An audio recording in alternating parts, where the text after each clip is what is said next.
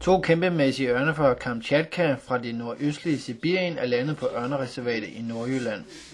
Det drejer sig om den prægtige stellerørn, som har fundet vej til Danmark, og er i dette forår blevet en værdig repræsentant blandt de store ørne, som kan opleves på ørnereservatet. Det er første gang, at stellersørnen er kommet til Skandinavien, og det er ørnereservatets hensigt, at publikum med tiden kan komme til at se denne sjældenhed. Med et vingefang på 3 meter er stellersørnen endnu større end den nordatlantiske havørn, som ellers dominerer på ørnereservatet. De to stellersørne, en af hvert køn, deres kaldenavn Kamtjatka på hunden og hannen og tosk efter havet ved Kamtjatka-halvøen, er faldet godt til rette i deres nye omgivelser og vil snart stige til værs over Skagen og Skiverne området. Træningen med de to kæmpeørne er gået over al forventning. Som det er tilfældet med de fleste rovfugle, er hunden størst.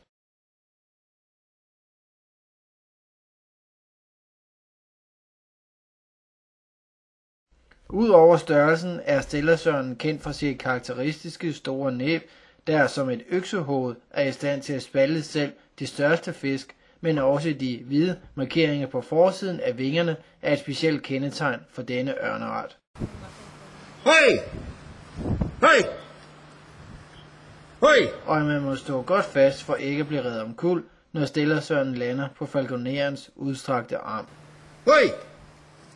Hej! Udover størrelsen er stellersørnen kendt for sit karakteristiske store næb, der som et øksehoved er i stand til at spalte selv de største fisk, men også de hvide markeringer på forsiden af vingerne er et specielt kendetegn for denne ørneart. Stellersørnens udbredelsesområde er relativt begrænset, men i ventetiden tvinger den sibiriske kulde dem til at trække noget mod syd, og de kan træffes på de nordlige øer i Japan, blandt andet Hokkaido. I Japan betragtes denne ørn med stor ærefrygt. Den er hellig, og den er strengt beskyttet.